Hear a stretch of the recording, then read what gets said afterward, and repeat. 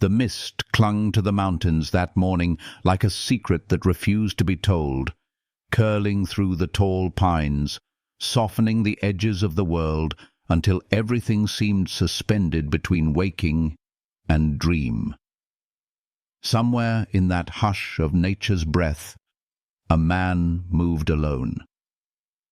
His name was Silas Winters, and the wilderness had shaped him as surely as sorrow had scarred him. 5 years of solitude had taught him the art of silence, the way to walk without breaking a twig, the way to breathe without disturbing the stillness. Yet nothing, not even years of surviving on instinct, had prepared him for the figure fate placed in his path. A young woman whose very existence would unravel his exile and set his heart trembling in ways he thought forever lost. Rebecca Morgan's story began not in the forest, but in the cramped shadows of a room where dreams had long been forbidden. Her mirror reflected neither vanity nor hope, only the weariness of a soul told too often she was a burden. When her father and brother whispered of debts and transactions, her name was not spoken as a daughter's. It was written like a ledger, traded like an object, a sale sealed with shame and whiskey. Yet even then, even when despair should have broken her, there was a quiet flame in her eyes, the echo of a mother who once whispered, "Knowledge is freedom, they cannot take it from you." That flame would carry her beyond betrayal, beyond cruelty, toward the man waiting unknowingly in the hills. The first time Silas saw her was not as a captive to be pitied, but as a choice to be made. In the crowded street, beneath the sneers of men and the false glitter of a saloon, he offered something no one else had dared: freedom. He laid down the currency of his hunt, the furs and skins of long days in the wild, and bought her debt, not her body. And with simple words, he shattered her chains. "Your choice," he told her. In that instant, a bond began, fragile as glass, yet unbreakable in its honesty. It was not desire that bound them, nor obligation, but the trembling possibility of trust. The road from that moment led her into the mountains, carried behind him on a weary horse, every hoofbeat carrying her farther from the prison of her family and deeper into a mystery she had not expected. The forest, cool and scented with pine, became her first taste of air that did not sting of shame. The cabin he brought her to was half finished, rough logs rising like bones of a dream interrupted, yet within its walls she felt something she had never known: safety. The hearth glowed, the scent of herbs hung in the rafters, and the silence between them was not cruel but gentle. In those silences her heart found room to breathe. Silas was not a man of many words. His grief had taught him the futility of them, and his solitude had polished his edges to quiet steel. Yet Becca saw beneath the scars, glimpsed the tenderness hidden in the way he lit a fire, the way he left the bed for her while he took the storehouse, the way he spoke of women lost in the woods as if each were his own sister or daughter. He carried their memory in his bones, and though he never said it aloud, she felt the weight of his vow that no more would be abandoned if he could help it. Days turned to a rhythm of labor and lessons. He taught her to trap rabbits, to read the shadows of trees, to know the stars not as distant lights but as companions guiding her home. She, in turn, brought warmth into the cabin's cold corners, filling it with the aroma of bread, the softness of a woman's presence, the healing balm of laughter long denied. In the hush of evenings, while storms rattled the shutters, she caught him watching her as if she were both memory and miracle. And though he turned away quickly, the truth lingered. Loneliness was giving way to something new, something tender. Her gift of memory, perfect, unyielding, became their shared weapon. What others dismissed as unnatural became salvation in his eyes. She recalled names from a notebook glimpsed in the dust, names of women vanished, her own mother among them. Together they pieced fragments into a tapestry of horror, a network of men profiting from stolen lives, shadowed by a colonel whose charm concealed rot. In this discovery, their bond deepened, not only in purpose but in pain, for his losses echoed hers. Two wounded souls standing at the same threshold of truth, finding in each other the courage to continue. Yet even amidst danger, their closeness grew gentle, romantic in its quiet unfolding. When she stumbled upon letters he had written to the family he'd lost, she touched the core of his grief. Instead of anger, he found in her understanding.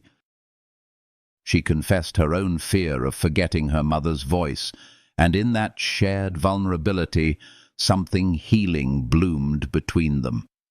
Storms outside raged, but inside the cabin a fragile peace bound them, a recognition that love was not only passion, but also the simple courage of being seen. The world outside was cruel and would soon test them with blood and betrayal, but in this beginning, in the hush of the cabin and the whisper of pines, a seed was planted. It was love, not born of convenience or illusion, but of choice, of healing, of two lives scarred by loss, daring to imagine something tender. And as this story unfolds, carried on the wings of memory and danger, may it remind you of the value of love chosen freely, of healing found in unexpected places, of hope rising from ashes. If these words touch something in your heart, if you feel the pull of this journey between two souls destined to meet in the wilderness, I invite you, gently, warmly, to share your thoughts below, to leave a like if this story stirs you, and to subscribe so you may continue walking this path with them. Your presence here is part of the healing, part of the firelight that keeps the story alive. The mountains wait, the storm gathers, and their hearts are only beginning to awaken. The path ahead is treacherous, yet lined with the possibility of love. And so the tale continues, deeper into the wilderness where danger and destiny entwine, where two broken souls will discover that even in the darkest forests, light can be found. The road into the Black Hills wound like a ribbon through forests thick with pine, the air crisp with autumn's first breath. Rebecca sat behind Silas on the bay gelding, her fingers lightly holding the edge of his coat, the rhythm of the horse's gait carrying her father from everything she had known. Each hoofbeat was a farewell, farewell to her father's cruel voice, to her brother's weakness, to the house that had been less a home than a prison. Ahead lay silence, uncertainty, yet also something she had never truly tasted before: freedom. She studied the man who had altered her fate with a handful of furs and a quiet declaration. Silas Winters rode with the stillness of one who belonged to the wilderness, his broad shoulders steady beneath his buckskin coat, his pale eyes scanning the trees as though every shadow might conceal danger. There was no greed in his gaze when it met hers, only a steady patience, a determination that steadied her heart even as fear fluttered within. In his silence she sensed not indifference, but respect. It was a kind of respect she had never known from any man. The deeper they rode, the more the air changed, no longer thick with smoke and sweat as it was in Deadwood, but cool and sharp, filled with scents of pine resin and earth washed clean by rain. Rebecca felt her lungs open as though for the first time. The ache of betrayal still gnawed at her, but here in the forest, with only the sound of the gelding's hooves and the sigh of wind through branches, she felt something healing stir in her chest. It was as though the trees whispered, "You are not lost. You are beginning again." When at last the cabin came into view, Rebecca's heart stumbled. It stood in a small clearing, walls of grey logs, weathered but strong, a chimney stained with the memory of old smoke. One wall was unfinished, covered with canvas to keep out the elements, but to her eyes it seemed almost like a sanctuary, waiting for her. It was not wealth nor grandeur, but it was honest, like the man who had built it. She slipped from the horse with his steadying hand, and her feet touched the earth of her new life. Inside, the cabin smelled of wood smoke, herbs, and leather. A narrow bed covered by a patchwork quilt stood against the wall, a table of rough-hewn wood with 2 chairs at its centre, and shelves lined with a modest collection of books, treasures she had not expected to find in a trapper's home.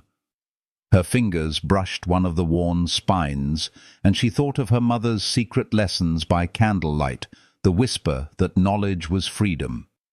In this simple room, her mother's voice seemed to echo, reminding her she was not powerless.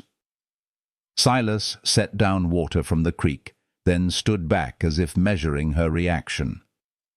"Bed's yours," he said quietly, and when she protested, his reply was firm, but not unkind. For the first time, she was not commanded with cruelty, but offered comfort without condition. His words held no presumption, no claim. In his restraint, she felt safer than she had ever felt before. That night, as the fire flickered in the hearth, Rebecca prepared a simple meal from what Silas provided: rabbit, potatoes, and herbs. She moved through the small space with a determination to make it feel less like exile and more like home. When he returned from tending the horse, he watched her without comment, but in his silence she sensed gratitude. They ate together, and though their words were few, the quiet between them was not empty. It was gentle, like a healing balm. The days that followed became a rhythm, stitched with small acts of trust. Silas rose before dawn, checking his rifle 3 times, as if each click of the mechanism steadied his soul. Rebecca would wake to find coffee already brewing, the cabin warm with the scent of pine. Together they stacked firewood, sealed the cracks in the walls against the coming winter, and smoked meat to last through the cold. He taught her how to recognize edible plants, how to set snares, how to read the stars. His patience astonished her. He did not laugh when she fumbled, nor scold when she asked questions. He treated her mind as something valuable, and each lesson stitched another thread into the fragile tapestry of belonging. One evening, while the last light slanted through the canvas wall, he asked her softly about her memory. She hesitated, for too many had called her unnatural, cursed, a burden. Yet his gaze held no fear, only curiosity. So she told him how every word, every face, every detail was painted in her mind forever. How her father despised it, burning the very pages her mother had used to teach her. Silas listened, then said simply, "Nothing unnatural about a sharp mind might be the very thing that saves us." The warmth of those words lingered long after the fire dimmed. In the nights that followed, storms swept down from the peaks, rattling the shutters and shaking the roof. Once, when the wind howled too fiercely for him to leave her alone, Silas made his bed near the hearth instead of the storehouse. Rebecca lay awake, listening to the storm rage outside, yet inside the cabin she felt wrapped in a cocoon of safety.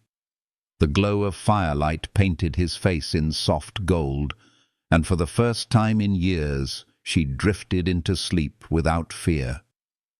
It was in these quiet, storm-guarded nights that their bond deepened. She saw him not only as the scarred man who had rescued her, but as one carrying grief like a stone in his chest, and though he seldom spoke of it, she knew, through the letters she once glimpsed, through the tenderness hidden in his eyes, that he had loved and lost more than she could imagine. Her heart reached for him, not out of pity, but out of recognition. Two souls marked by loss, both seeking the fragile light of healing. Each dawn brought new tasks, new lessons, and with them a closeness that words could not capture. Rebecca found herself smiling at his small gestures, the way he set coffee where she would find it, the way he stepped back to let her hammer a nail, though it would have been quicker for him to do it himself. And in return, she gave what she could: warmth, laughter, and the willingness to share the burden of silence. The mountains, vast and unyielding, seemed to hold them in a protective embrace, as though nature itself wished to see their wounds mend. The creeks sang with healing music, the pines whispered promises of endurance, and the stars at night blinked with quiet approval. Within this wilderness, Rebecca began to believe she might be more than the sum of her father's cruelties. She began to believe she was capable of shaping her own fate. And as autumn deepened, as firelight painted their evenings and shared labor bound their days, something new grew between them. It was not hurried, nor spoken in grand declarations.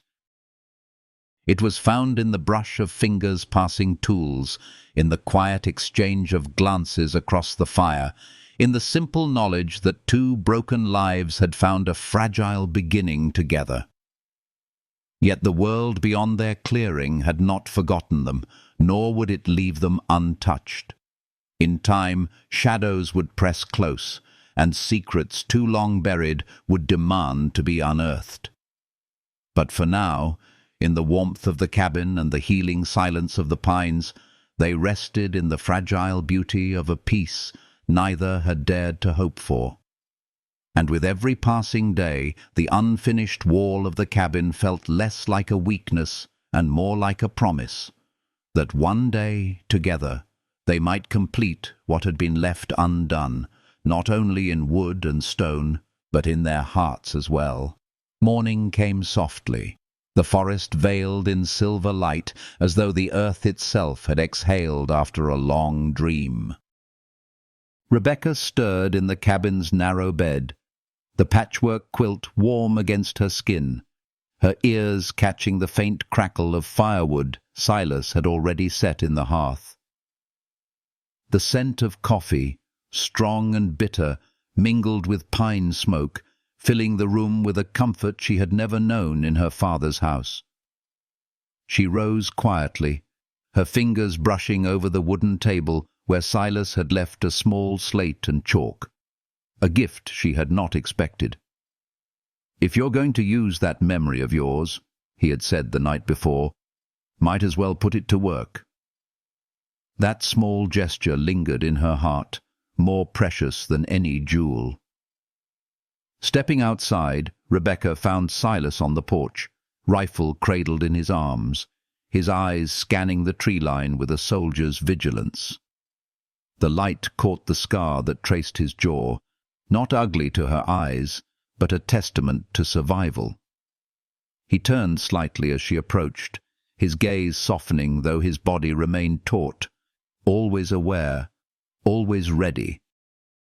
She wondered how many mornings he had stood like this alone, watching the forest with no one to share the silence, Now she was there, and the thought filled her with a warmth that felt like healing spreading through her chest. They spent that morning gathering berries along the creek. Rebecca moved carefully, guided by his patient instructions. The glossy leaves that promised sweetness, the thorny tangles that meant caution. Her basket slowly filled, the fruit staining her fingers, and she laughed when Silas pointed out a streak of purple across her cheek like a child's careless brush of paint. Her laughter startled them both, light and unguarded, a sound she hadn't heard from her own lips in years. It caught Silas in a moment he could not hide. His eyes lingered, as though the sound itself was a balm laid over wounds too long untended. By midday, the sun dappled the clearing in patterns of gold. Together they worked to mend the cabin wall, fitting heavy logs into place. Rebecca marveled at the strength in his arms, the steady rhythm of his movements. He guided her hands with quiet care, showing her how to hold the adze, how to balance her weight. Sweat clung to her brow, but pride shone in her chest as the rough skeleton of the wall began to take shape. Each beam set into place felt like more than carpentry. It was the slow stitching of two lives toward something whole. When they paused, Silas fetched water from the creek. Rebecca knelt in the grass, washing her stained fingers, watching the current carry away the purple of berries, the dust of labor.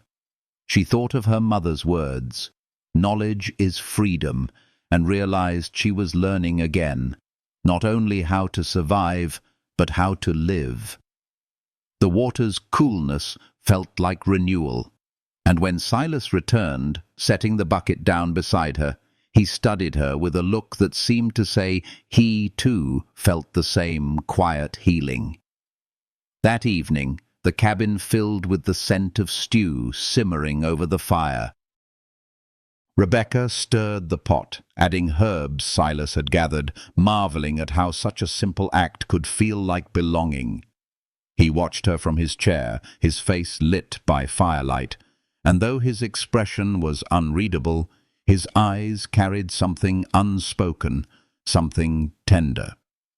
When they ate, their hands brushed as they passed the wooden bowls, and though neither spoke of it, the touch lingered in the space between them like a secret.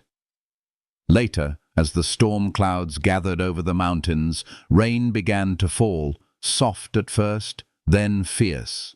The cabin trembled under the wind's hand, but inside it was warm, the fire crackling, the walls strong. Silas laid his bedroll near the hearth, insisting she take the bed again. Rebecca lay awake, listening to the storm and his steady breathing. The shadows danced across the walls, and she found comfort in his presence. The knowledge that even in the wild's fury, she was not alone. It was more than safety. It was peace, a healing she had thought lost forever. The next morning dawned clear. The storm washed away, leaving the world sparkling with dew. Silas led her to a clearing behind the cabin where he had set crude targets, teaching her to hold the rifle, to steady her breath, to let focus guide her. The weapon was heavy in her hands, but his patience was steady. Her first shots went wide, but each correction he offered was gentle, his voice low and sure. By midday, she managed to strike the target, and his brief smile, a rare, fleeting thing, lit her with pride deeper than she could name. That night, as firelight glowed against the log walls, Rebecca dared to speak of her mother. She told Silas how Catherine Morgan had read poetry to her in secret, how she had written notes in the margins, how her voice had been a song of comfort. Her words faltered with the memory, but Silas listened without interruption, his eyes reflecting the flames and her sorrow. When she finished, silence settled between them. not empty, but sacred. Then he spoke, his voice raw. Hannah used to sing to Lily. Lullabies. Sometimes, when the wind's just right, I think I still hear it. The confession hung in the air like fragile glass. Rebecca reached across the table, her fingers brushing his hand. He did not pull away. In that quiet touch, grief met grief, and something deeper rose between them. Understanding, fragile but unbreakable. It was not yet love, not yet spoken, but it was the beginning of something that might one day heal them both. The days continued, each one weaving them closer. She learned to cook with what the forest offered, to mend clothes with rough thread, to read the sky for signs of weather. He taught her how to walk silently through the trees, how to listen for the absence of sound that meant danger. In turn, she offered him her laughter, her memory, her presence in a cabin that had been haunted by silence too long. The cabin grew fuller, not with possessions, but with life. And though shadows waited in the distance, though the names in Caldwell's notebook and the memory of Colonel Porter still loomed like storm clouds on the horizon, here, in these days of labor and quiet closeness, something precious grew. Healing was not sudden nor complete, but it was real.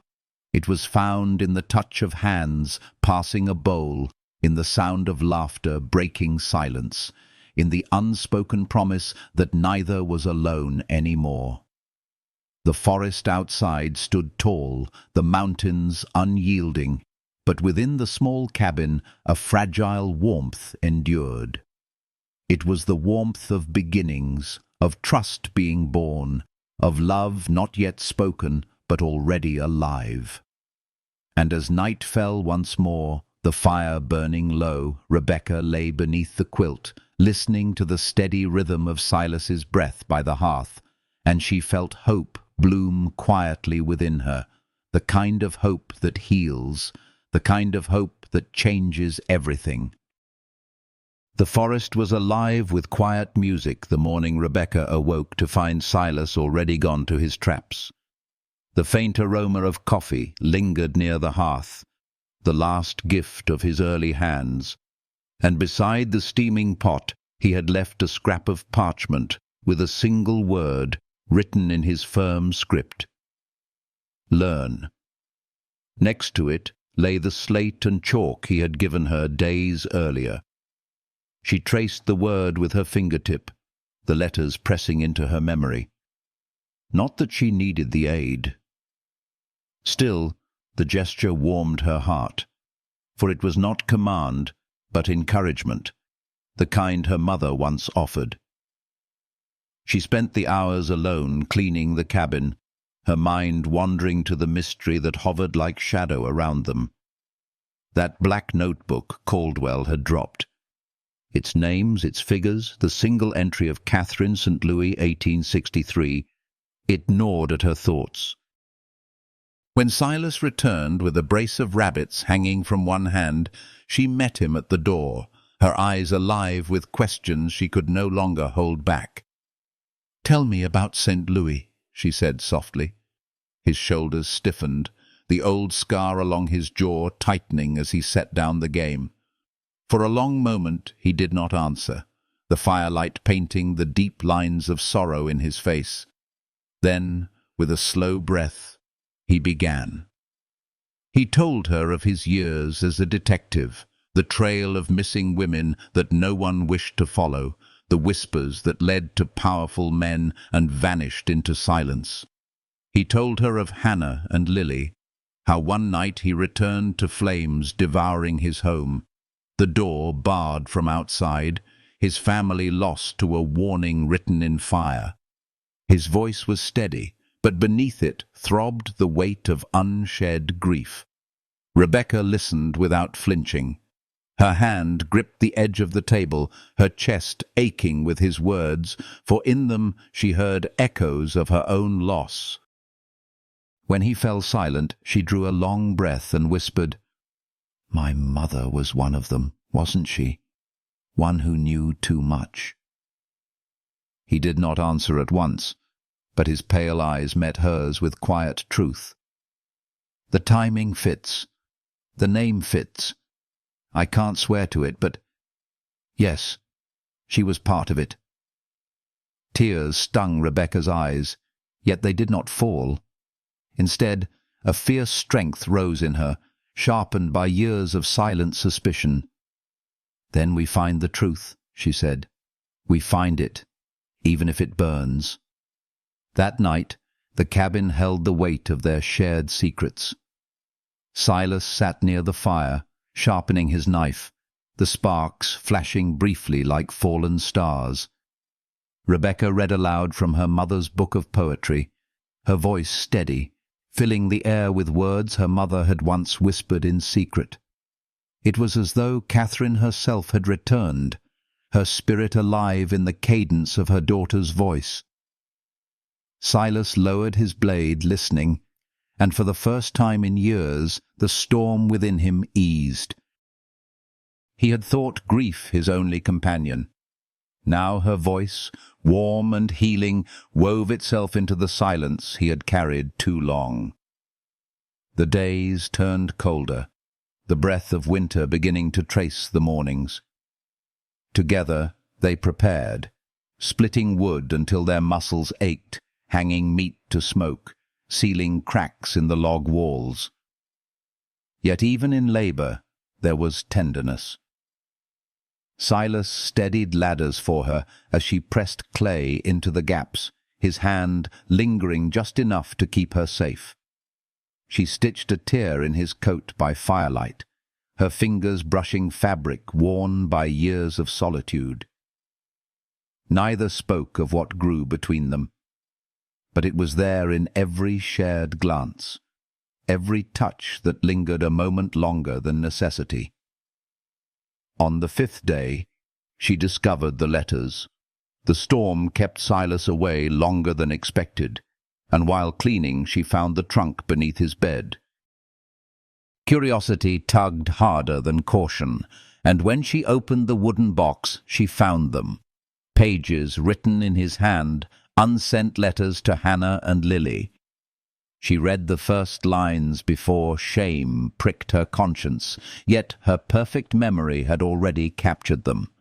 Confessions of grief, of building the cabin as a shrine, of burying women nameless in the forest soil. They were wounds carved into words.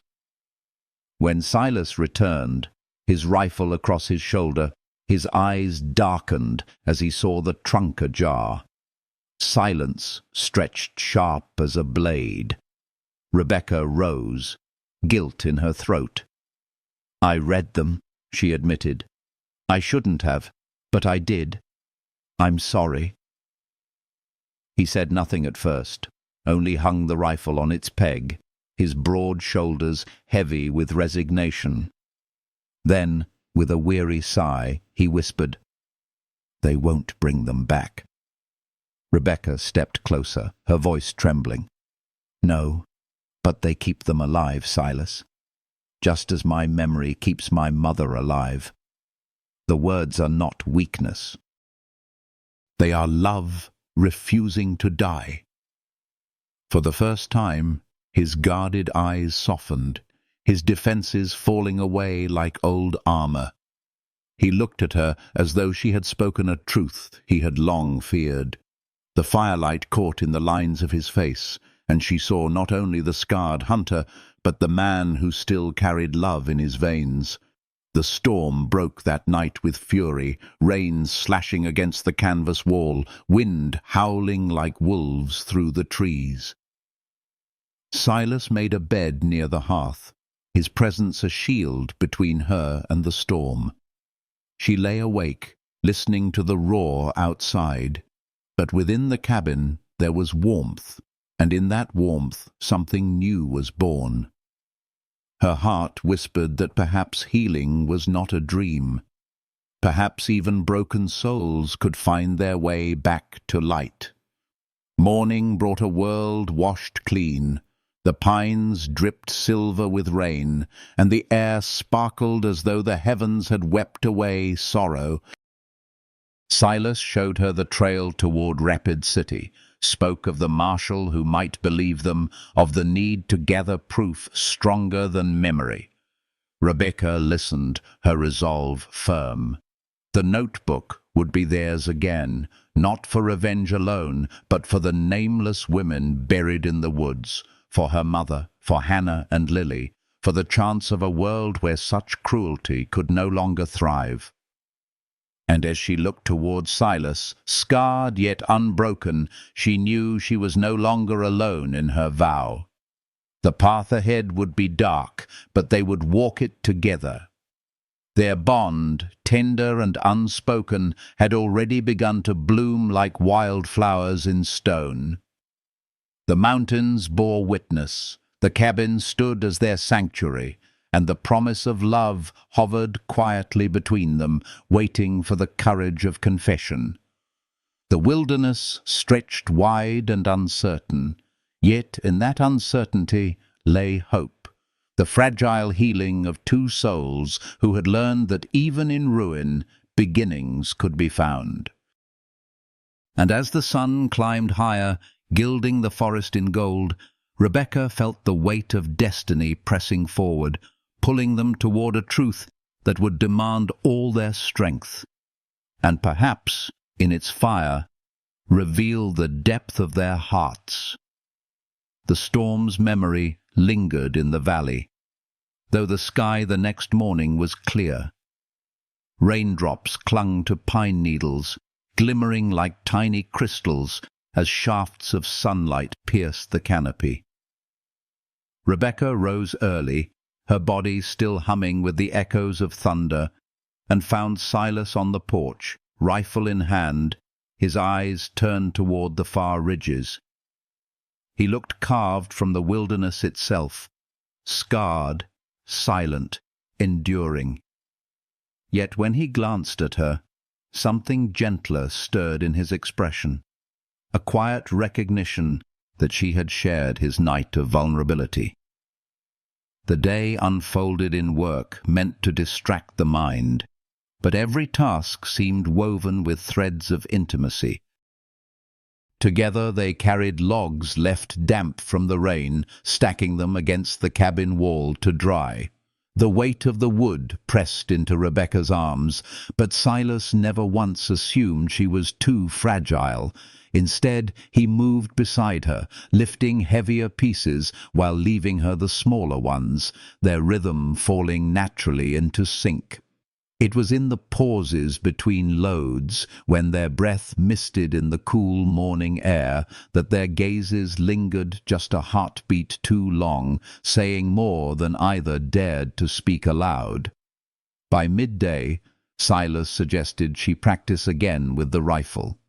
He set the crude targets back in place, cans balanced on a log, a sack stuffed with pine needles hanging from a branch. Rebecca held the weapon carefully, recalling every detail of his earlier lessons. The stock pressed into her shoulder, the barrel steadied by her breath.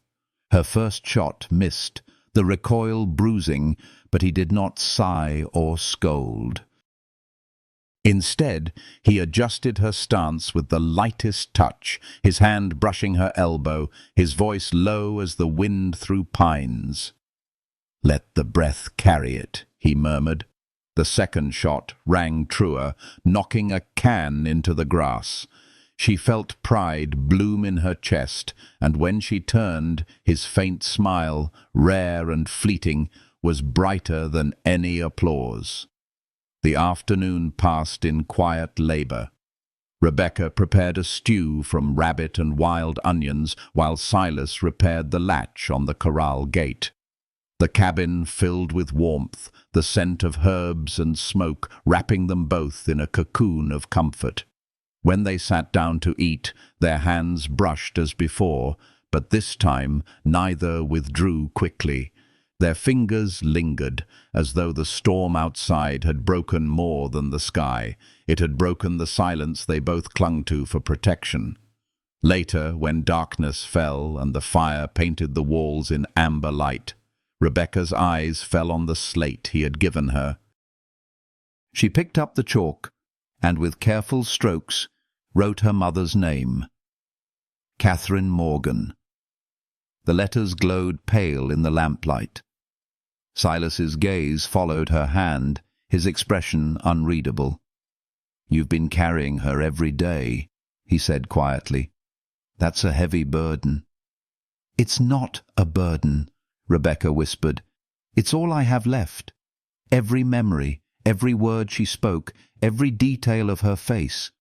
If I stop holding them, she disappears." Silas leaned forward, the firelight catching the tired lines of his face.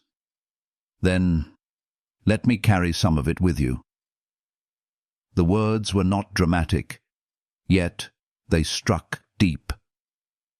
Her breath caught, and for a moment the cabin seemed smaller, as though the world had narrowed to the space between them. She wanted to reach for him, to feel the calloused weight of his hand over hers, but fear and shyness held her still. It was Silas who looked away first, stirring the fire back to life. Yet even in his retreat, something had shifted. They were no longer two strangers bound by chance. They were two souls tethered by the gravity of wounds, slowly orbiting closer. The following morning brought another test. While Silas was away hunting, Rebecca set herself to cleaning the cabin thoroughly, needing purpose for her restless thoughts. As she moved the heavy trunk beneath his bed to sweep, its latch slipped open. She froze, torn between respect and curiosity, but her eyes, trained by perfect memory, caught a glimpse inside. Letters stacked carefully, all addressed to "My dearest Hannah." Her heart thudded painfully, not from jealousy, but from reverence. She read enough to know they were unsent confessions of grief, written to a wife long gone and a daughter taken too soon. Her guilt pressed heavily, but when Silas returned, damp with rain and carrying game, he saw the open trunk. His face hardened, shadows falling across his features. "I shouldn't have," Rebecca admitted instantly, her voice raw. "I read them." "I'm sorry." For a long moment silence stretched taut, thick with the weight of unspoken wounds. Silas's eyes burned, not with anger, but with the weary resignation of a man who had lost everything. He set down his rifle, his shoulders slumping as though the fight had gone out of him. "They won't bring them back," he said hoarsely. Rebecca stepped closer, her heart aching with his pain. "No," she whispered, "but they keep them alive, just as my mother's memory keeps her alive for me. Words are not weakness, Silas. They're love refusing to die." Something in him faltered, the walls he had built trembling. His gaze softened, his scar catching the firelight, and she saw not just the hardened hunter, but the man within, aching for connection. In that moment, though no promises were spoken, they shared something deeper than confession. It was the recognition that both carried ghosts, and that together they might learn to carry them more gently. The storm that night was fierce, lashing rain against the canvas wall, wind howling like wolves beyond the trees. Silas made his pallet by the hearth, choosing not to risk the leaking storehouse. Rebecca lay awake, the fire's glow flickering across his face. His eyes were closed, his breathing steady, but she could not look away. She studied the way his hand rested on the floorboards, calloused yet open. the way his chest rose and fell like the tide. Something inside her ached with tenderness, a desire not only to be safe, but to keep him safe in return. The storm passed, leaving the world washed clean, and with it a fragile peace settled in the cabin. For the first time since childhood, Rebecca slept without nightmares. For the first time in 5 years, Silas woke to the sense of another soul sharing his burden. Morning brought birdsong, fresh and sweet. Silas brewed coffee while Rebecca prepared johnny cakes with berries. They ate in companionable silence, yet beneath that silence ran a current, strong and undeniable. Every glance, every touch of fingers, every shared task was building something they had not dared to name. And though shadows still stretched beyond the mountains, though the names in Caldwell's ledger whispered of danger and pursuit, inside that small cabin there bloomed something healing, fragile, yet resilient. It was not yet love declared aloud, but it was love in the making, the kind born not of desperation, but of choice. The kind that turns wounds into strength, silence into trust, and solitude into the beginning of home. The path ahead would soon demand more than quiet days and storm-warmed nights. Yet, even as the weight of coming trials pressed against the edges of their peace, Silas and Rebecca moved through the days with a rhythm that felt almost like grace. The wilderness held them close, and within its embrace their hearts were learning, quietly and irrevocably, how to belong to one another. The days that followed unfolded like threads woven tighter and tighter into a tapestry that neither Rebecca nor Silas could deny. The mountains grew colder, the forest preparing itself for winter's hold, and within the cabin life began to settle into rhythms that felt more like belonging than survival. Rebecca woke to the sound of Silas's boots brushing against the porch planks, his rifle always in hand, his eyes scanning the woods. Yet it was no longer just the guarded ritual of a man hardened by loss. It was also the silent assurance that he was keeping her safe. And though he said little, his presence itself was steadying, like the hearth fire that warmed the cabin through the night. One morning, as the frost glittered across the meadow, Silas placed a pistol gently on the table. "You should know how to use it," he said, his voice quiet but firm. Rebecca's fingers trembled as she picked it up, the weight heavier than it looked. Her father had never trusted her with tools of power. To him, her mind was already a curse, her sharp memory a flaw. Yet Silas's gaze carried no doubt, only expectation, as though he believed her fully capable. He guided her hand to the grip, his calloused fingers brushing hers, steadying her stance. The warmth of his touch sent a ripple through her chest, but deeper than that was the healing truth. Here, her strength was not ridiculed, it was cultivated. They practiced in the clearing until her shoulders ached and her ears rang with the echo of shots. Each miss frustrated her, yet Silas never scolded. He adjusted her stance with the same patience he used when teaching her to track rabbits or split kindling. "Again," he would murmur, and each time she steadied her breath, each time she drew closer to the target, she felt a quiet pride kindle inside her. By midday, when her shot finally struck the center of the sack stuffed with pine needles, she laughed with unrestrained joy. Silas allowed himself a rare smile, one that softened the scarred planes of his face. "Told you," he said simply. It was not boast, but affirmation, as though he had always known she would succeed. That evening, while the stew simmered on the fire, Rebecca found herself studying him in the glow of lamplight. The years of solitude had carved his features into stern lines, yet in the stillness of the cabin there were moments when his guard slipped. His eyes lingered on the flame with a weariness born of grief, and she longed to ease it. She spoke of her mother then, of Catherine's laughter, of the poems she used to read, of the scent of lavender that clung to her clothes. The memories spilled from Rebecca's lips like prayer, and she feared they might wound him with reminders of all he had lost. But instead, Silas listened as though each word was a gift, his eyes reflecting not pain, but reverence. When she faltered, his hand brushed against hers across the table, rough fingers offering quiet comfort. "You carry her well," he murmured, and those words were more healing than any balm. On the 5th day, a visitor came.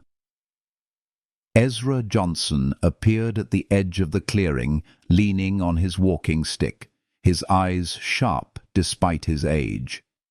He had been a friend to Silas in the hills, one of the few who knew pieces of the truth about Porter and Caldwell. Rebecca watched the two men greet one another with quiet respect, the kind forged in shared battles and mutual scars. Over coffee, Ezra spoke of another girl found by the creek, discarded, her throat cut. The horror pressed heavily into the cabin's air, but what struck Rebecca most was the way Ezra's eyes flicked to her with gentleness, as though recognizing a kindred soul scarred by the same cruelty. He spoke of his daughter, taken years ago in St. Louis, vanished into the same shadows that had swallowed Catherine. The bond that grew between the three of them that night was not of chance but of necessity, survivors and seekers bound together by grief and the refusal to surrender to it. Plans were spoken softly. The notebook, the evidence, the need to act before Porter's power grew stronger with the railroad investors flocking to Deadwood. Rebecca listened, her perfect memory storing every detail, every map Ezra sketched, every name Silas spoke. For the first time in her life, her gift was not a curse. It was a weapon, and both men recognized it as such. Later, when Ezra had gone, Silas lingered by the fire, staring into the flames. Rebecca sat beside him, the silence between them tender, unspoken words heavy in the air. She dared to ask the question that had haunted her. "Do you believe love can survive such loss?" His shoulders stiffened, his breath caught, but then he exhaled slowly, the sound like wind through pines. "I don't know," he admitted, "but I know we survive by holding on to the pieces of it." He glanced at her then, eyes pale and searching, and though neither spoke further, something passed between them, fragile yet undeniable. The following days were filled with preparation. They mapped the route to Rapid City, gathered supplies, and trained in secret as though every moment might be their last in the safety of the cabin. Yet, even in urgency, there were moments of warmth. Silas teaching her to fish in the cold stream, Rebecca mending the seams of his coat, their laughter breaking the weight of their fears. Each touch, each glance lingered longer, as if they knew time was short, and nothing could be left unsaid in the language of the heart. One evening, after Ezra's second visit, when plans had been laid for retrieving the notebook from the Golden Spike, Rebecca stood by the half-finished wall, staring at the sunset bleeding over the mountains. Silas joined her quietly, his presence a steady heat at her side. For a long time they said nothing, watching the sky burn into twilight. Then he spoke, his voice low. "When I built this place, it was meant to be a shelter for ghosts. I never thought it would be a home again." His hand brushed against hers, tentative, uncertain. She turned her palm upward, threading her fingers with his. The gesture was simple, yet it sealed something unspoken between them. The world outside was filled with danger, but here, in this fragile moment, there was love, unfinished, unspoken, but real. The night that followed was restless. Silas sharpened his knife in silence. Rebecca sat reading by the fire, yet both felt the weight of the mission ahead pressing upon them. Still, when she rose to bank the fire before bed, he caught her wrist lightly. Their eyes met in the flickering glow, and all the walls between them seemed to fall. He did not speak, nor did she. Instead, the silence itself became confession, a promise that whatever came in Deadwood, they would face it together. Morning came with the scent of pine and frost, the forest alive with quiet expectation. The horses were saddled, provisions packed. Ezra would meet them near the old cemetery at dusk, and from there the plan would unfold. But before they set out, Rebecca lingered in the cabin, her eyes roaming over the simple walls, the quilt on the bed, the shelf of books, the herbs hanging from the rafters. It was more than shelter. It was the first place she had felt truly alive since her mother's laughter faded into silence. She touched the rough wood of the doorframe, a silent vow etched into her heart. Silas stepped beside her, adjusting the strap of his rifle, his face calm, but his eyes carrying storms. "Ready?" he asked softly.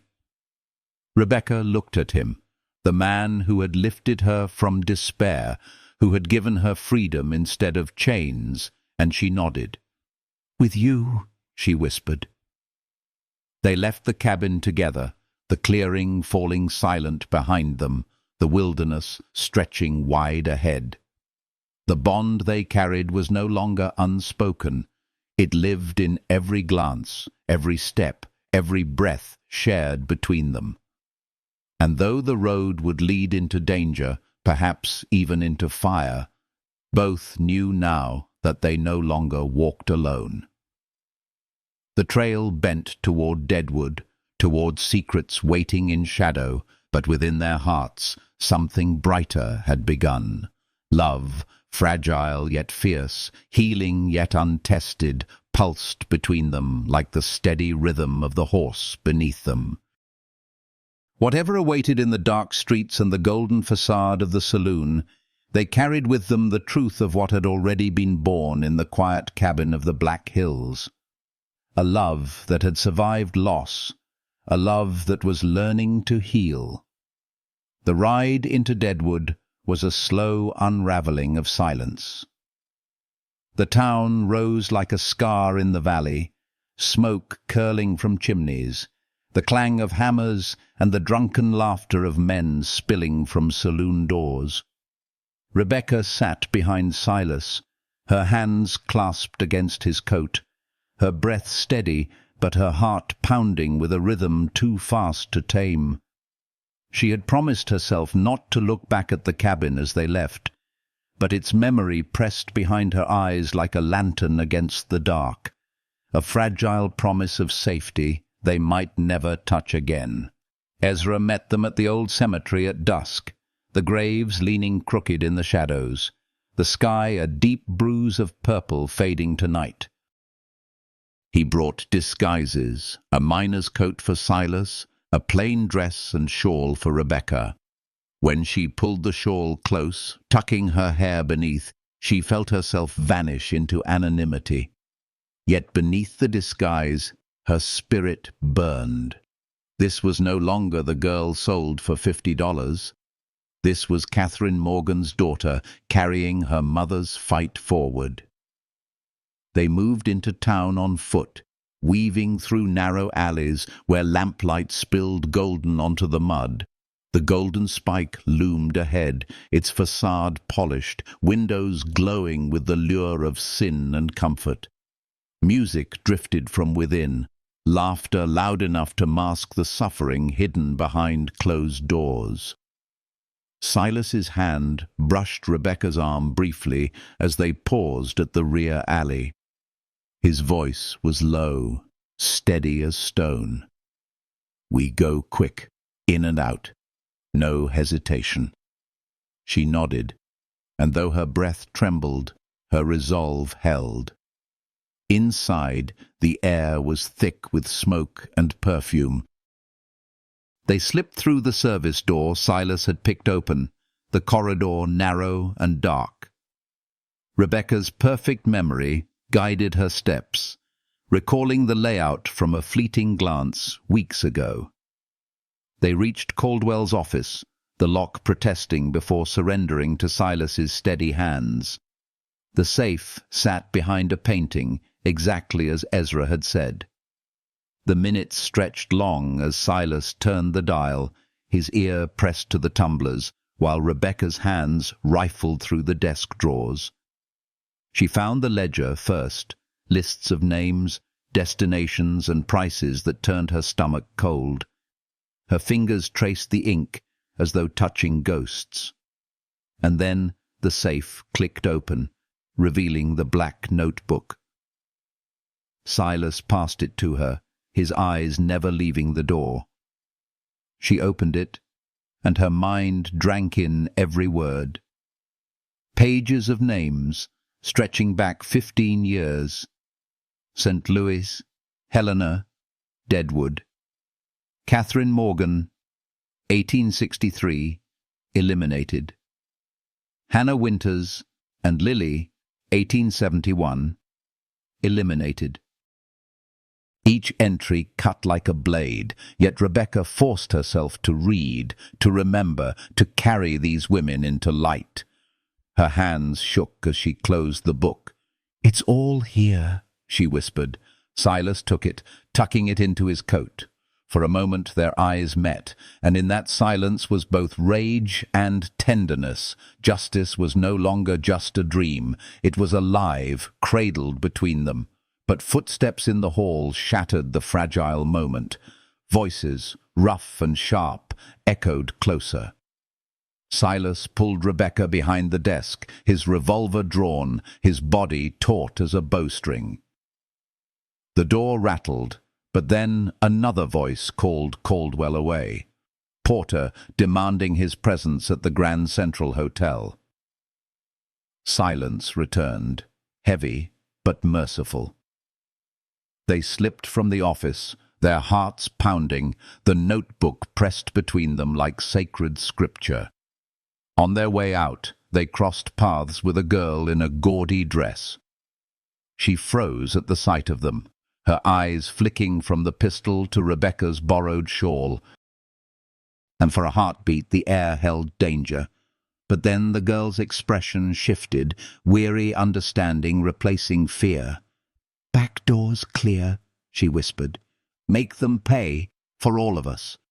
Rebecca's throat tightened, but she nodded, the silent promise of vengeance binding them like sisters. Outside, the night had erupted into chaos. Ezra's diversion, a wagon ablaze near the Grand Central, threw flames and panic into the street. Shouts rang out, bells clanged, men poured from saloons. Silas and Rebecca slipped into the alley's shadows, their movements swift, their faces calm amidst the storm. At the edge of town, Ezra waited with horses, his eyes sharp, his smile grim. "Got what you needed?" he asked. Silas tapped the coat where the notebook rested. "Everything." They mounted quickly, but the sound of pursuit was already rising. Porter's men had discovered the breach. Shots cracked behind them, bullets splitting wood, sparks flying. They rode hard into the dark hills, the wind tearing at Rebecca's shawl, her arms tight around Silas as the horse thundered beneath them. Fear pressed against her ribs, but with every stride she felt something else. Strength. Not just her own, but his, theirs, braided together like rope, pulling them through the night. By dawn, the lights of Deadwood were a memory, and the mountains stood again in solemn silence. They stopped at a creek to water the horses, their bodies trembling with exhaustion. Rebecca knelt by the stream, splashing her face with icy water, her reflection fractured in the ripples. When she looked up, Silas was watching her, his face drawn with fatigue, but his eyes steady, burning with the same fire she felt within. She moved to him then, wordless, drawn by something that had grown too strong to resist. Her hand brushed his scarred cheek, rough beneath her fingertips, and he did not flinch. He let her touch him, let her see the man beneath the armor of grief. His hand rose, hesitant to cover hers, and in that moment the world shrank to the space between them. "You saved me," she whispered, her voice trembling not with fear but with truth. His gaze softened, the pale silver of his eyes turning molten in the morning light. "You saved me too." The kiss came not as fire, but as healing, a slow meeting of lips that spoke of promises deeper than words. It was the binding of wounds, the surrender of loneliness, the first breath of love long denied. Around them the forest stood silent, as though bearing witness to a covenant older than time, that even in darkness light can bloom. When they drew apart, the weight of danger still pressed around them, but their hearts carried something stronger. The notebook was proof of crimes, but this fragile, blooming love, was proof of life. They mounted again, the road to Rapid City stretching before them, the horizon painted with the pale light of hope. Ahead waited justice, battles yet to be fought, truths still to be unearthed. But as they rode side by side, shoulders brushing, the silence between them was no longer empty. It was warm, filled with the unspoken vow that whatever came, they would face it together. And in that vow was healing, the kind that binds broken souls into something whole. The sun climbed slow and golden over Rapid City, the morning air sharp with the scent of iron from the blacksmith's forge and wood smoke curling from chimneys. Rebecca stood by the window of Marshall Hollister's home, her fingers resting lightly on the sill, her gaze lingering on the street below where the town began to stir awake. She had slept little. Her dreams had been haunted by fire, shadow, and the echo of her mother's voice. Yet as dawn broke, another sound whispered through her heart, the steady rhythm of Silas's breath, alive, near, stubborn as ever. That sound was more healing than any dream. When news had come that Silas had been found alive, wounded but unbroken, she had felt her soul return to her body. Now, as she turned from the window, she saw him sitting at the table, his arm bandaged, his face marked with fresh bruises, but his eyes steady. He looked up at her, and in that glance was the weight of everything they had endured, the fire, the notebook, the chase through the night, and the fragile gift of still being together. "You should rest," she murmured, moving to his side. "I've rested enough," he answered softly, his voice rough but warm. He reached for her hand, and she gave it without hesitation, their fingers interlacing like threads of the same cloth. For a long moment they sat in silence, the world outside forgotten, their hands the only truth. Later, in the marshal's office, Judge Harmon read aloud from the black notebook, his voice grim. The names, the dates, the cold tally of human lives reduced to ink. Rebecca stood tall as the judge asked her to confirm each entry. She spoke without faltering, her memory a blade sharper than any steel. Catherine Morgan, 1863, eliminated. Hannah Winters and Lily, 1871, security measure. Each word cut her open, yet with each confirmation she felt strength rise in her chest. These were not just entries, they were stories that would no longer be buried. Justice had begun.